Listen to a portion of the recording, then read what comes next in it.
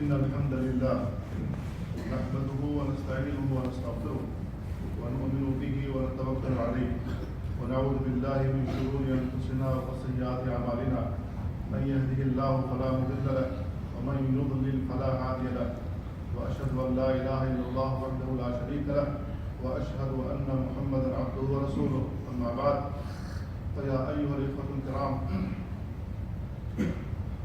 أريد أن ألخص الخطبة الأولى باللغة الأردوية لكي يفهم عامة الناس. برادران اسلام اور عزیز بھائیوں، پہلے خطبے میں جو باتیں بیان کی گئی ہیں وہ یہ کہ اللہ رب العالمین کا اتارا ہوا یہ دین، اللہ رب العالمین کا اتارا ہوا یہ قرآن نعمت ہے سارے جہان کے لیے. نبی کریم صلی اللہ علیہ وسلم کی بعثت سارے جہان کے لیے نعمت ہے. اللہ تعالیٰ نے اسی نعمت کو قرآن کریم میں جگہ جگہ بیان کیا ہے. یہ نعمتیں اللہ تعالیٰ نے اس لیے بیان کی ہیں تاکہ جب ہمیں کوئی تکلیف پہنچے، جب ہمارے اوپر کوئی ابتلا آزمائش آئے یا ہم مصیبتوں سے دوچار ہوں تو ہم ان نعمتوں کو یاد کر لیا کریں جو نعمتیں اللہ تعالیٰ نے قرآن مجید میں بیان فرمائی ہیں، تاکہ ہمیں صبر آ جائے، تسلی ہو جائے.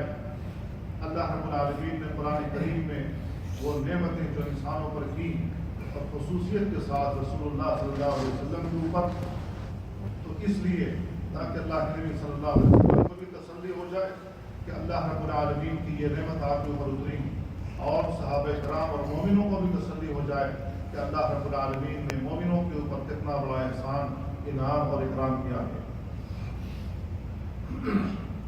تو یہ نعمتیں جو اللہ تعالیٰ نے بیان فرمائی ہیں وہ بہت زیادہ ہیں، اور یہ جان لینا چاہیے کہ مسلمانوں کے اوپر کوئی ابتلا آزمائش آتی ہے تو اس میں خیر ہے. اللہ رب العالمین نے اس میں خیر کا پہلو رکھا ہے.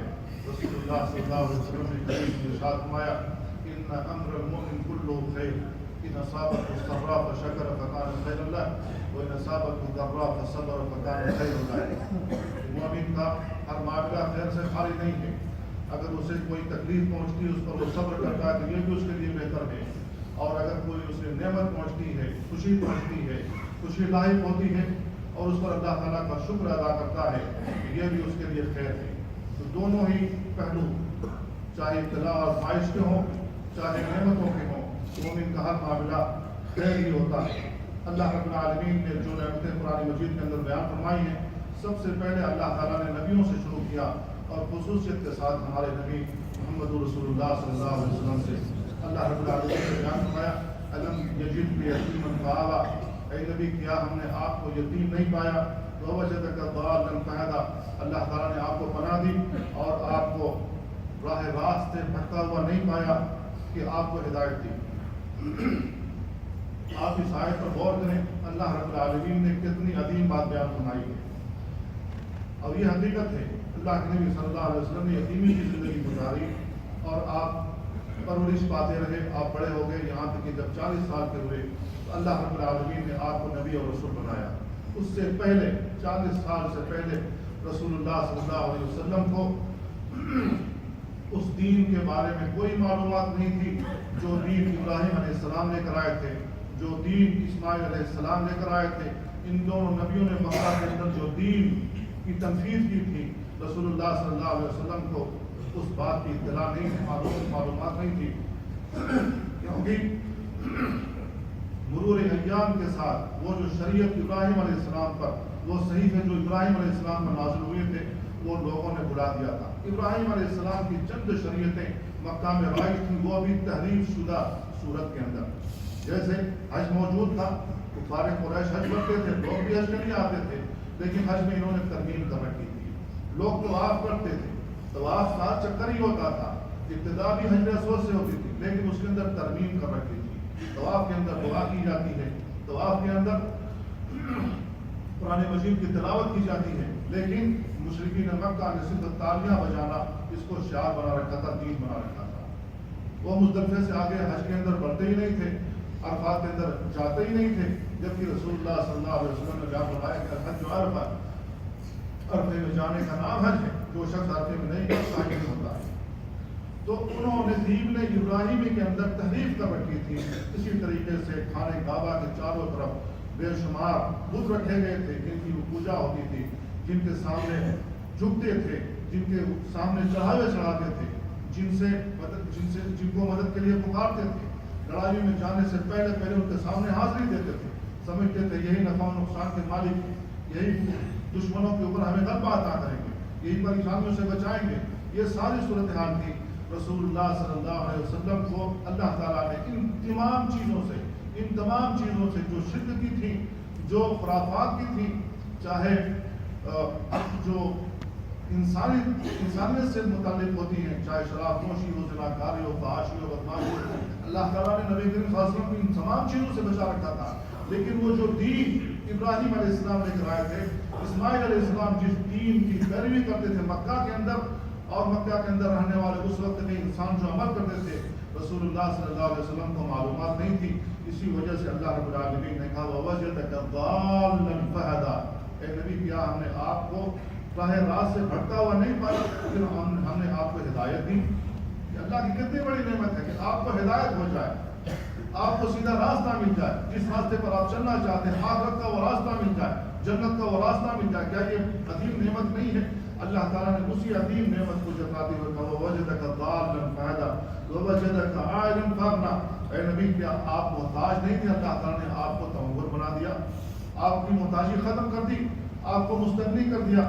دوسری آیت میں اللہ تعالیٰ نے کہا أَلَمْ نَشْرَحْ لَكَ صَدْرَكَ، کہ اے نبی کیا ہم نے آپ کا سینہ کھول نہیں دیا، کیا ہم نے آپ کا سینہ کھول نہیں دیا، وَوَضَعْنَا عَنْكَ وِزْرَكَ، اور ہم نے آپ کے اوپر جو بوجھ تھا وہ ختم نہیں کر دیا۔ بوجھ کیا تھا؟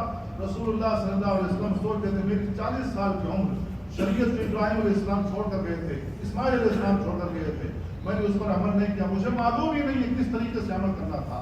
اسی وجہ سے رسول اللہ صلی اللہ علیہ وسلم غار حرا میں جا کر اللہ رب العالمین کو یاد کرتے تھے۔ کیسے یاد کرتے تھے اللہ کے نبی ہم جانتے ہیں، لیکن جس طریقے سے جس شریعت کو ابراہیم علیہ السلام اسماعیل علیہ السلام چھوڑ کر گئے تھے، اس طریقے سے اللہ کے نبی صلی اللہ علیہ وسلم کو ظاہر ہے معلومات نہیں تھی کہ کس طریقے سے وہ عبادت کرتے تھے، کس طریقے سے وہ نماز پڑھتے تھے۔ انبیاء تو نماز پڑھتے تھے لیکن کس طریقے سے پڑھتے تھے یہ ساری چیزیں بھول چکی۔ وہ صوف ابراہیم لوگوں نے بلا دیا تھا، ختم کر دیا تھا، معلوم ہی نہیں تھا۔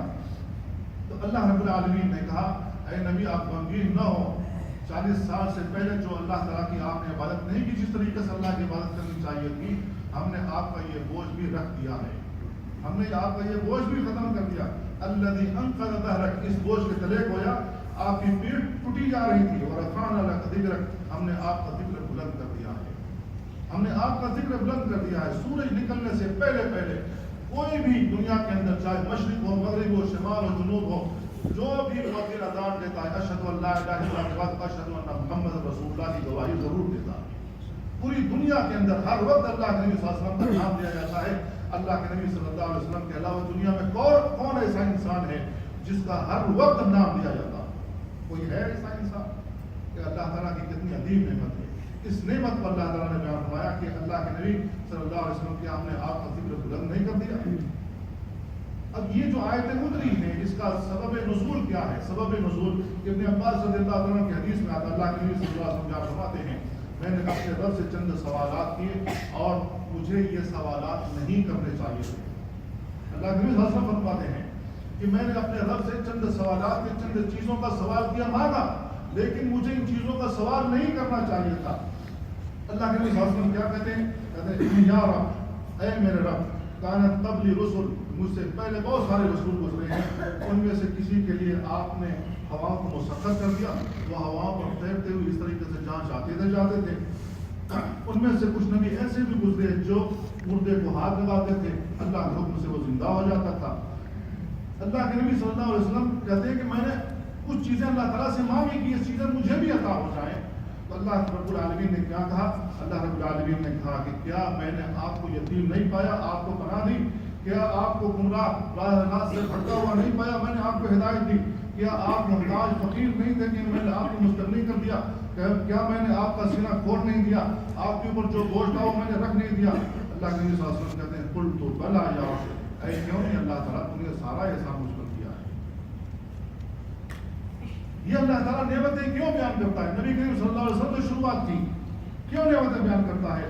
تاکہ ہم اللہ رب العالمین کا شکر بجا لائیں، تاکہ ہم اللہ رب العالمین کا شکر بجا لائیں، اللہ رب العالمین کی ان نعمتوں کا شکر ادا کریں۔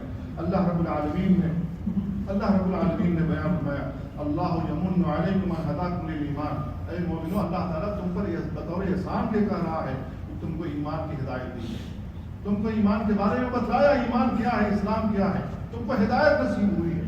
کتنے ایسے مشرک ہیں، کتنے ایسے کفار ہیں جن کو ہدایت نصیب نہیں ہوئی، باوجود کہ اپنے آنکھوں سے دیکھ رہے ہیں، قرآن کو پڑھ رہے ہیں، مطالعہ کر رہے ہیں، عقل سلیم اللہ تعالیٰ نے ان کو دیا، لیکن اس کے باوجود بھی وہ گمراہ ہیں، اس کے باوجود بھی گمراہ ہیں۔ تو اللہ رب العالمین کا کتنا بڑا احسان ہے کہ اللہ رب العالمین نے ہمیں ایمان کی ہدایت دی، اسلام کی ہدایت دی۔